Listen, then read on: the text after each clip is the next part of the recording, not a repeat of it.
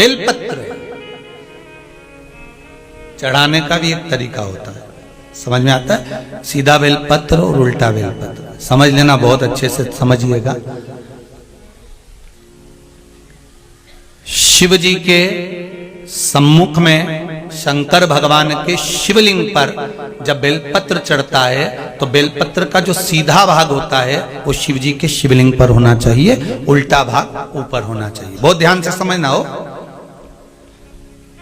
जब नंदीश्वर को बेलपत्र चढ़ाते हो, नंदी जो बाहर होता है उसको बेलपत्र चढ़ाते हो, तो नंदी को दो जगह बेलपत्र चढ़ती है, आपको ध्यान में होगा। पहली बेलपत्र नंदी को जब चढ़ती है तो नंदी के सामने चढ़ती है, तो उसका बेलपत्री का जो डंडी का मुख है वो नंदी की ओर होता है और बेलपत्री की पत्ती का मुख शंकर जी की ओर होता है। समझ में आ रहा है सबको? डंडी का मुख, जैसे नंदी ऐसे बैठा है तो डंडी का मुख नंदी की ओर होगा, पत्ती का मुख शिव के, और ये सीधी की सीधी नंदी के सामने नीचे रखा जाती है, नंदी के सम्मुख। और एक बेलपत्र जब नंदी के ऊपर चढ़ती है तो डंडी का मुख शिव जी के ऊपर होता है और इस पत्ती का मुख नंदी के सिर पर नंदी की ओर होता है। ये दोनों में बहुत अंतर है महाराज। जैसे कोई बच्चा कोई कंपटीशन एग्जाम के लिए जा रहा हो या कोई परीक्षा देने के लिए जा रहा हो और पढ़ाई करे, स्मरण करे, तैयारी करे, वो अपनी जगह पर है। और ऐसा नहीं होता कि बच्चे पढ़ते नहीं है या तैयारी नहीं करते हैं। इसके बाद भी अगर उनका इंटरव्यू में पास नहीं होते या एग्जाम में पास नहीं होते तो उसके लिए ये दोनों बेलपत्री बड़ी काम करती है। बहुत ध्यान देना, जो नंदी के सामने बेलपत्र रखकर जाना, शिव जी के सम्मुख में बेलपत्र रखकर जाना, मतलब नंदी के सम्मुख में जब रखाएगी तो डंडी, जम के बोलिए, कहाँ होना चाहिए? नंदी की ओर। और जब ऊपर रखाएगी तो डंडी शिव की ओर हो। ये दो बेलपत्र रखकर शिव जी का स्मरण कर कर जाएं, कार्य सफलता की ओर बढ़ता है। कोई काम के लिए आप जा रहे हैं तो उसमें सफलता मिल जाती है, उसमें सफलता प्राप्त हो। शिव जी को बेलपत्र चढ़ा रहे हो, जो चिकना भाग है, सीधा भाग शिव जी के ऊपर, शंकर भगवान के ऊपर। थाली में अगर शिवलिंग का निर्माण कर रहे हो, पार्थिव शिवलिंग का निर्माण कर रहे हो, तो थाली में जब बेलपत्र रखोगे तो सीधी रखोगे, फिर उसके ऊपर शिवलिंग का निर्माण करो। अगर आप निर्माण करते हैं पार्थिव शिवलिंग का और बनाते हैं बेलपत्र का नीचे, महाराज आप आओगे तो भी कथा होगी, नहीं आओगे तो भी कथा होगी। सियोर वाला महाराज रहेगा तो भी कथा होगी, नहीं रहेगा तो भी कथा होगी। शिव पुराण तो निरंतर मेरे वेद व्यास जी ने जो लिखा है, वेद व्यास जी ने जो दिया है, इस पुराण को अब मेरा विश्वास करता है कि पहले के समय में लोगों ने इस शिव पुराण को दबा कर रख दिया था, छुपा कर रख दिया था, क्योंकि इसमें इतने उपाय बताए गए हैं कि आप कैंसर बीमारी से कैसे छूट सकते हो, आप लीवर किडनी को कैसे सही कर सकते हो, आप शुगर बीपी को कैसे सही कर सकते हो, आप थायराइड को कैसे कम कर सकते हो, आप घुटने के दर्द को कैसे सही कर सकते हो, आप कमर का दर्द, कोई गुरिया खस गया, कोई पाइंट नीचे आ गया, उसका क्या है। रजो धर्म वाली नारी को भी रजस्वला धर्म में जो तकलीफ होती है उस तक का फल लिखा है। एक पत्र में आया है, एक पत्र में एक नारी ने लिख दिया कि मेरे जीवन का, मेरे डॉक्टर भी आश्चर्य में है कि तुम्हारी दवाई बंद ही नहीं हो सकती थी जिंदगी भर।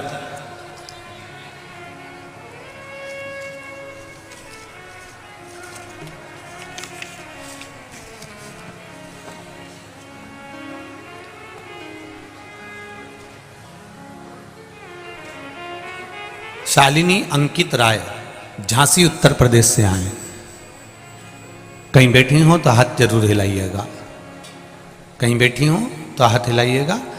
शालिनी अंकित राय दिख गए क्या? अच्छा, सामने हाथ हिला तो एक बार ऐसा। हाँ जी, श्री शिवाय नमस्ते। इन्होंने लिखा है, गुरुदेव मैं नहीं जानती हूं कि मैं आपकी इस पावन शिव महापुराण को श्रवण करने कैसे आई हूं। मैं अपने घर वालों से जिद कर कर बाबा को धोख लगाने आई हूं, प्रणाम करने आई हूं। धोक लगाने का मतलब होता है प्रणाम करना, नमन करना। एक लोटा जल और एक बेलपत्र का क्या महत्व है, मैं बखान करूं गुरुदेव। मुझे 2014 से, अभी कौन सा साल चल रहा है, 22, 2014 से रजोधर्म की समस्या थी। डॉक्टर ने बोल दिया था कि आपको जिंदगी भर गोलियां खाना पड़ेगी, यह दवाई आपकी जीवन भर बंद नहीं हो सकती। बाबा की कृपा देखिए गुरुदेव, आचमन का जल लेना प्रारंभ करा, शिव जी पे चढ़ा हुआ और बेलपत्र खाना चालू करा, मेरी दवाई छूट गई और मैं पूर्ण तरह से ठीक हूं। यह गुरु जी कृपा है शिव जी की, बाबा की कृपा। फिर देखिए गुरुदेव, मेरे बाबा ने कृपा क्या करी, जब दवाई गोली बंद हो गई तब दूसरे डॉक्टर को दिखाने के लिए गए तो मालूम पड़ा कि मेरे पेट में 22 mm की गांठ बताई थी। अब विचार करा कि बाबा तूने रजोधर्म से तो मुझे अच्छा कर दिया, पर मेरे पेट में 22 mm की गठान है, कुछ भी करो इसको सही कर दो। 3 माह पहले मेदांता में जाकर हमने इस गठान को दिखाया तो अल्ट्रासाउंड में वो गांठ आई है और उसको ऑपरेशन का डॉक्टर बोले। गुरुदेव मन नहीं माना और बेलपत्र को फिर चढ़ाना प्रारंभ करा। शिव जी को बेलपत्र चढ़ाती, रोज उठा कर लाती और खाना प्रारंभ करा। जल शिव जी को चढ़ाती, आचमन करना प्रारंभ करा। गुरुदेव 22 mm की जो गांठ थी, दूसरी बार मेदांता हॉस्पिटल में फिर दिखाने के लिए गई तो वो गांठ गल चुकी थी। बाबा की कृपा देखी, जो 22 mm की गांठ थी वो भी गल गई थी। ये शिव तत्व है। बैठिए बहन, श्री शिवाय नमस्तुभ्यम। शिव पुराण कहती है, ये तो दुनिया के लोगों ने शिव पुराण को नीचे दबा कर रख दिया था, क्योंकि इसमें वो उपाय हैं, वो चीजें हैं जिसको हम निकाल कर अपनी जिंदगी को सुख से जी सकते हैं, खुशियों से जी सकते हैं। इस शिव महापुराण के कारण ना जाने कितनों के तो धंधे चौपट हो गए होंगे, क्योंकि सारी समस्या का हल एक लोटा जल। उसके पास में खुद डॉक्टर उसके पास में है कि मैं एक लोटा जल चढ़ाऊंगी, एक बेलपत्र चढ़ाऊंगी, उसको खाऊंगी और मेरा शरीर ठीक हो जाएगा। ये उसका विश्वास कहता है, ये उसका भरोसा कहता है।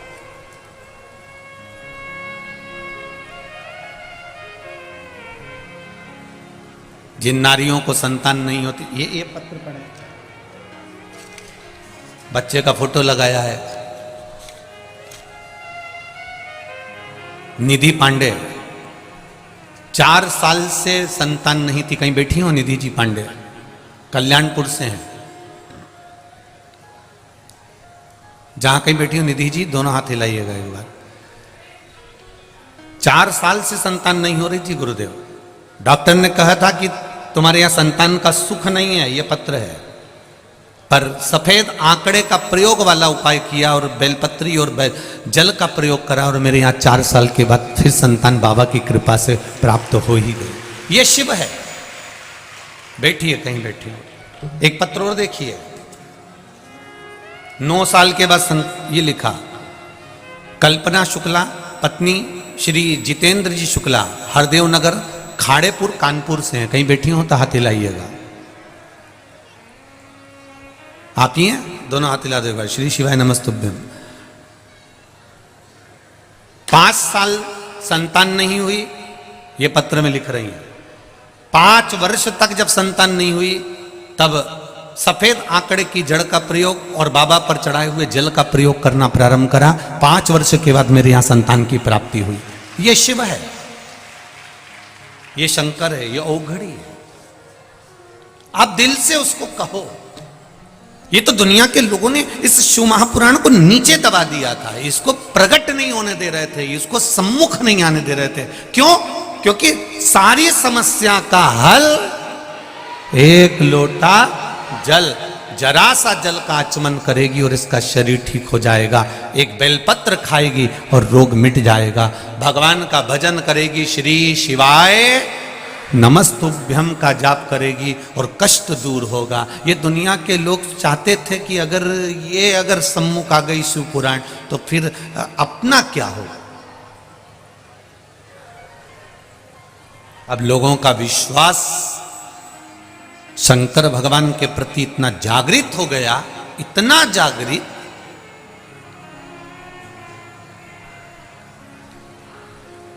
अभी कल की या परसों की बात है, एक बूढ़ी अम्मा चली आ रही, पुलिस वालों ने, जितने भी पुलिसकर्मी लगे हुए थे, उन्होंने उसको रोका, फिर भी वो तो अंदर घुसी आई।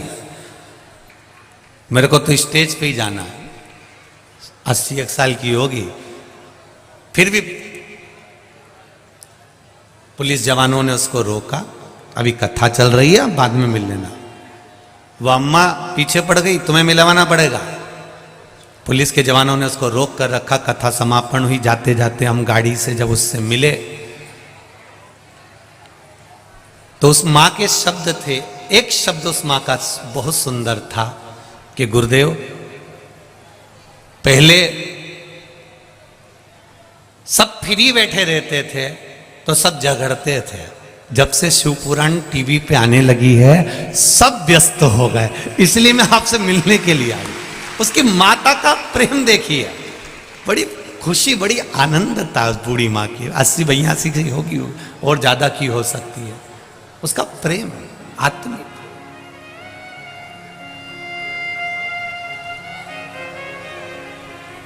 आपका विश्वास जागा है शंकर के प्रति, और जिस दिन भगवान शिव के प्रति पूर्ण भरोसा जाग जाता है, भगवान शिव के प्रति पूर्ण भरोसा केंद्रित हो जाता है, तो जीवन का एक आनंद उत्पन्न हो जाता है। आप शंकर के हो गए, शंकर आपके हो गए। आप जरा विचार करिए, शिव जी का एक नाम महामृत्युंजय, जो मृत्यु पर विजय प्राप्त करता है, मौत को भी जो जीत लेता है, वह महामृत्युंजय।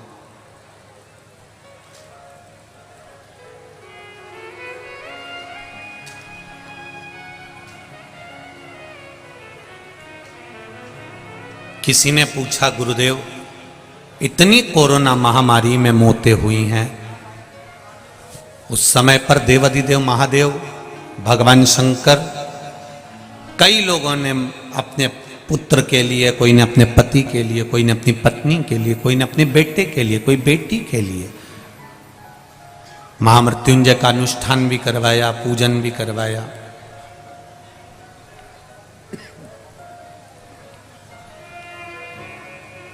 उसके बाद भी ये मृत्यु को क्यों ही है, कारण क्या है, हम उनसे कहना चाहेंगे। शादी में जाना रहता है तो पहले से तैयारी करना पड़ती है। बोलो री जीजियो, सही है कि गलत है? तुम्हारी बहन के घर शादी में जा रहे हो तो आपको कम से कम 2 घंटे 3 घंटे, आप मत करो 4 दिन पहले तैयारी, पर 2-4 घंटे पहले तो करोगी कि बैग में सामान रख दूं, साड़ी रख दूं, सामान रख दूं, उसको देने के लिए लिफाफा रख दूं, उसको देने के लिए कपड़ा रख दूं, उसकी साड़ी रख दूं, उसका सामान रख दूं। कथा में आने से पहले तुमने तैयारी करी है। 9 बजे कथा चालू होगी, 5-6 बजे से घर से निकली हो, इतनी जल्दी तो तुम जिंदगी में कहीं नहीं गई होगी।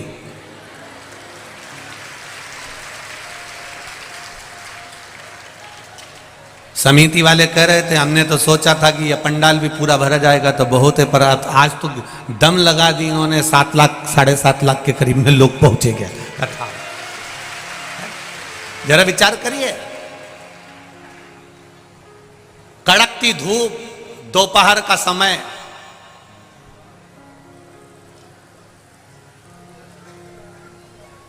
चिलचिलाती धूप, दोपहर का समय, और लोग सिर पर तप रहा है, अपना अपना रुमाल गमछा पल्लू डाल डाल के बैठे हुए। नमन है आपकी भक्ति को, प्रणाम करता हूं। पर ऐसी समिति को भी नमन करता हूं जो लोग रोज इतनी धूप पड़ने के बाद भी टेंट नहीं लगा सके। आपकी समिति को भी नमन करता हूं।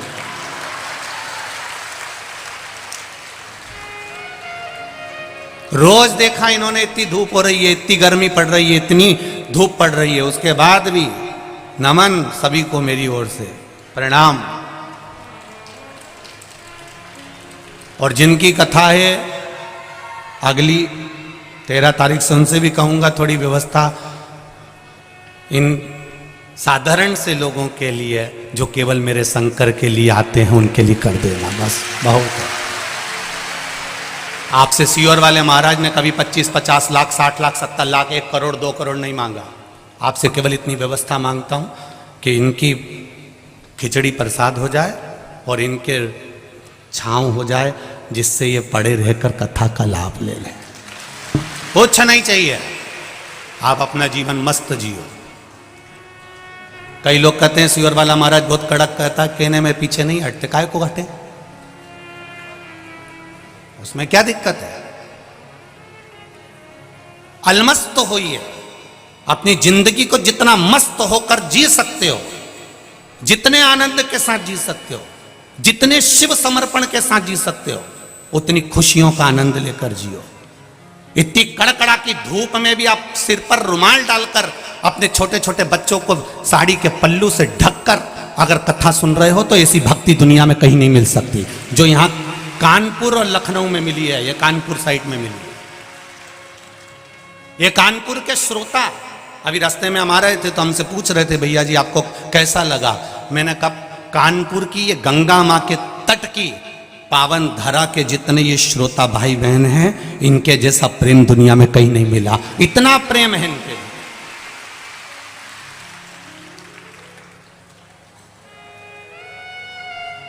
इसीलिए शायद उन्होंने गाया होगा छोरा गंगा किनारे वाला। ये आत्मीय प्रेम है तुम्हारा।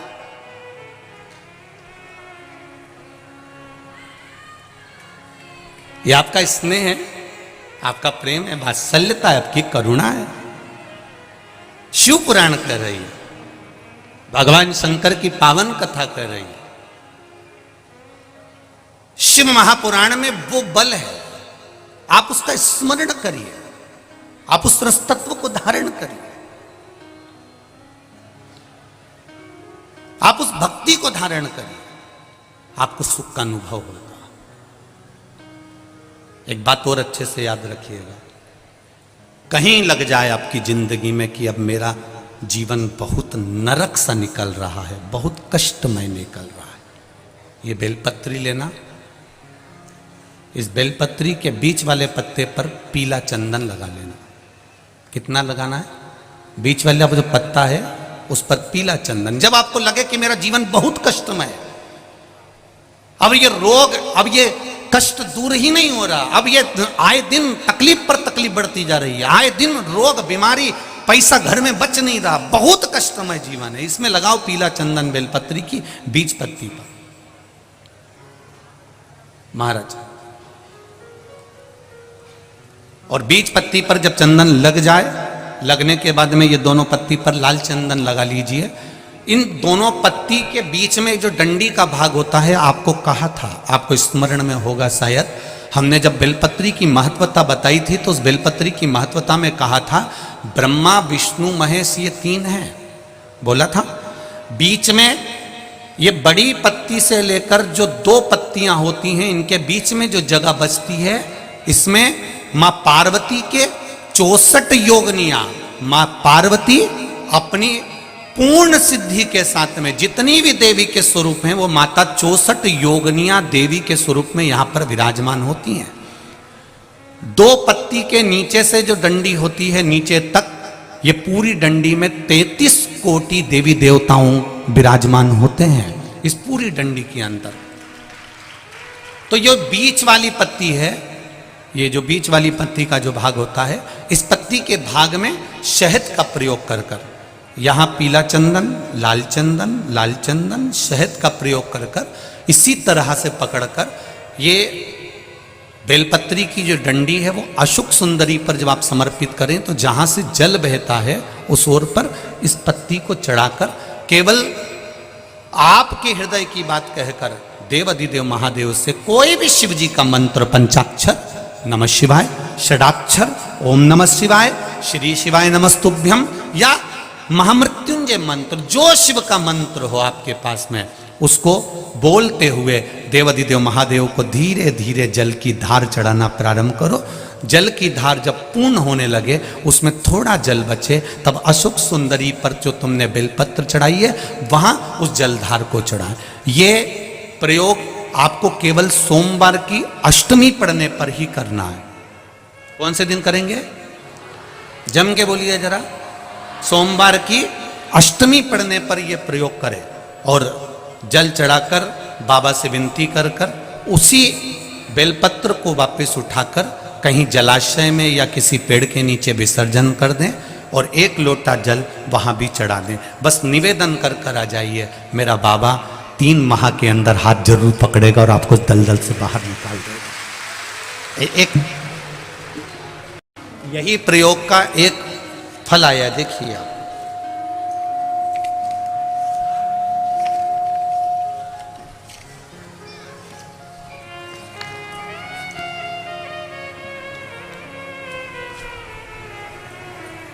मैं आरती शुक्ला कानपुर से हूँ, गुमरी नंबर 5, गुमठी नंबर 5। भोले बाबा की भक्ति का मैं क्या बखान करूँ गुरुदेव। कहीं बैठी होंगी तो स्मरण कर रही होंगी। मेरे पास कोई शब्द नहीं है गुरुदेव। 2021 में मेरा लड़का दोस्तों की संगत में आ गया और 302 में अंदर चले गया, जेल गया। 11 महीने वो अंदर रहा जेल। गुरुदेव मैं क्या बखान करूं, उसके लिए हमने पूर्ण प्रयास करा पर वो उसकी रिहाई नहीं हुई। तभी पता चला कि एक कागज अगर मिल जाए, जो कागज अदालत में मांगा गया है और 15 दिन दिए गए, अगर वो कागज मिल जाता है तो मेरा बच्चा छूट सकता है। अब उस कागज को पाने के लिए हमने पूरी मशक्कत कर दी पर वो कागज नहीं मिला गुरुदेव। हम सब लोग उम्मीद छोड़ दिए, लेकिन तभी आपका बताया गया एक बेलपत्र, पीला चंदन, लाल चंदन, शहद का प्रयोग हमने करना प्रारंभ कर दिया। केवल एक बार उस बेलपत्री की सोमवार अष्टमी का भाव था और समर्पित किया। बाबा की कृपा से 20 मिनट बाबा का जाप किया। गुरुदेव मेरी बेटी का फोन आ गया कि भाई रिहा हो गया। ये शिव है, ये शिव है, ये शंकर है। बैठिए, कहीं खड़े हो तो बैठ जाइए। ये ओघरदानी है। इसका प्रयोग के ये बेलपत्र वही है जिसको आप हमेशा चढ़ाते आए, जल भी वही है जिसको आप हमेशा चढ़ाते आए, चावल भी वही है जिसको आप हमेशा चढ़ाते आए, गुलाब की पंखड़ी भी वही है जिसको आप चढ़ाते आए। जल वही है, गुलाब वही है, पत्ती वही है, बेलपत्र वही है, मंदिर वही है।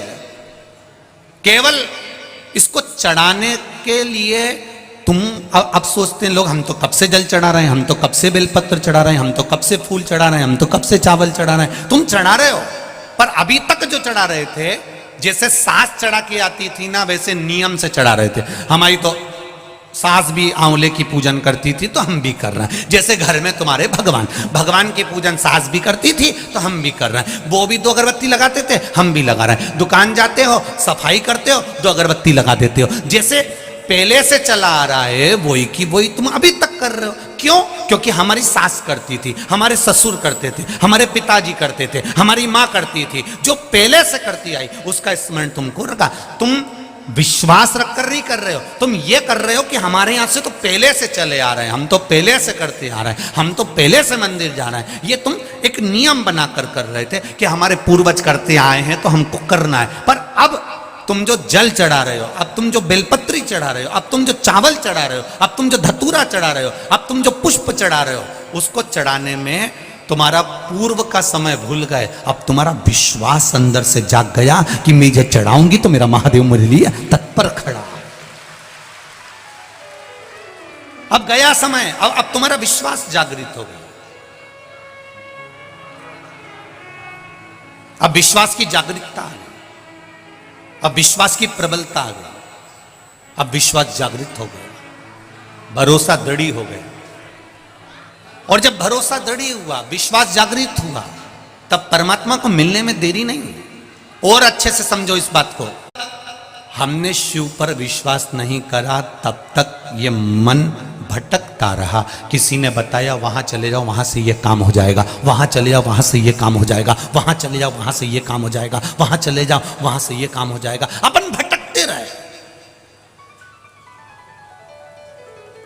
कोई कहता काल सर्प दोष है, कोई कहता वास्तु दोष है, कोई कहता पितृ दोष है, कोई कहता ये दोष है, कोई कहता वह दोष है। हमने जिंदगी भर सारे दोष निकाले, पर हम ये नहीं निकाले कि हमारे कर्म में क्या दोष है।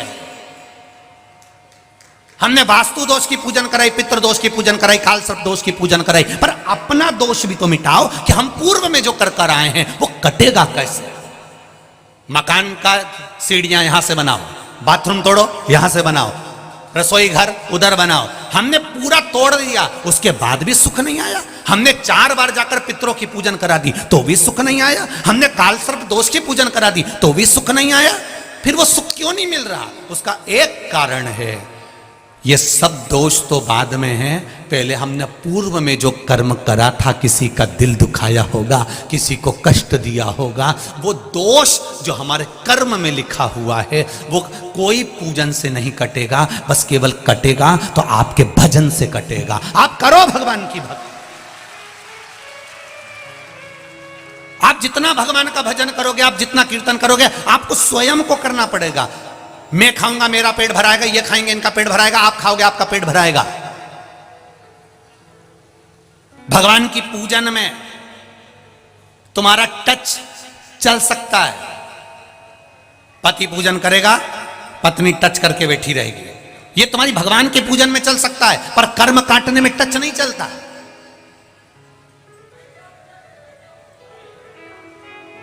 कर्म काटने में टच नहीं चलेगा। कर्म काटने में हमें स्वयं को काटना पड़ेगा। जिसको दुख है, जिसको तकलीफ है, वो स्वयं श्री शिवाय नमस्तुभ्यम बोले, वो स्वयं भगवान शंकर को एक लोटा जल चढ़ा। हाँ, अगर शरीर से नहीं उठ पा रहे हो तब घर में बच्चों से कहो मेरे मंदिर चले जा, थोड़ा सा पानी लिया शिव जी को चढ़ाकर, घर से लेकर जाना जल शंकर को चढ़ाना, उसी कलश में थोड़ा सा लेकर आ जाना, थोड़ा सा लेकर आना। हम क्यों कहते हैं कि जिस लोटे को घर से लेकर जाओ, पानी भर कर लेकर जाओ, उसको मंदिर से खाली मत लाओ। शिव जी का चढ़ा हुआ जल भरे 2 बूंद लेकर आओ, पर लेकर आओ। क्यों कहते हैं? उसका कारण होता है, जब तुम मंदिर पे जल चढ़ाकर खाली लोटा लेकर आती हो, कोई अच्छे शुभ कार्य के लिए जा रहा होता है, तो आप खाली लोटा लेकर आएंगे तो अच्छा नहीं लगता, क्योंकि उसमें कहीं दोष उत्पन्न ना हो जाए। कोई अच्छे काम के लिए जा रहा है, आप जल चढ़ाकर लोटा जब लाओ, उसमें 2 बूंद भी अगर जल होगा तो तुम्हारा मुख देखकर अगर कोई कार्य के लिए निकल भी गया तो उसका कार्य सफल हो जाएगा, उसका कार्य सफल हो जाएगा। हमारे बुजुर्ग कहते थे भरा हुआ कलश देखा जाता है तो जल चढ़ाकर जब आप आ रहे, इसलिए हम कथा में भी कहते हैं, कोई शंकर जी के मंदिर जाने वाला, शिव जी पे जल चढ़ाने वाला, शंकर को एक बेलपत्र चढ़ाने वाला, शिव तत्व को जानने वाला, शंकर की कथा सुनने वाला, कहीं से निकल कर जा रहा हो, उसका केवल मुख का दर्शन कर कर आप चले जाओ किसी काम के लिए, आपका कार्य वो सफल होकर ही मानेगा। केवल वो शिव के मंदिर से आ रहा था, वो केवल थोड़े दिन की दूल्हा दुल्हन का अकड़ है। पर शिव महापुराण की कथा कहती है, जो शंकर के मंदिर जाता है, शिव के द्वार जाता है, रोज प्रतिदिन शंकर के मंदिर में जाकर एक लोटा जल चढ़ाता है, या उसकी चौखट का दीदार कर कर दर्शन कर कर चला जाता है, वो उसको अकड़ नहीं रहती। वो शंकर का जो भस्म शिव के शरीर पर रहती है, वो भस्म की चमक उसके चेहरे पर जीवन भर रहती है। जीवन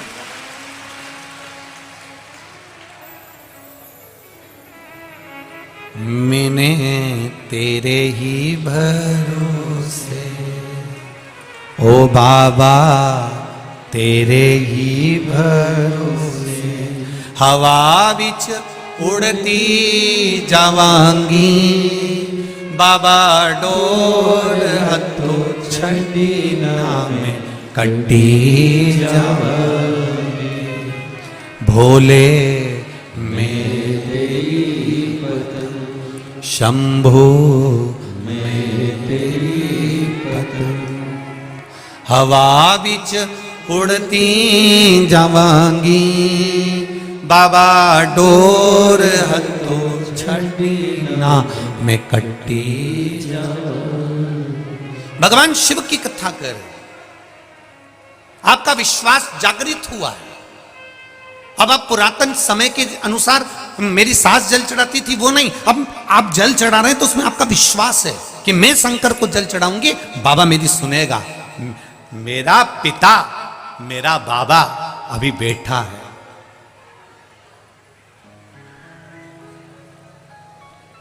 बोल बम का नारा है,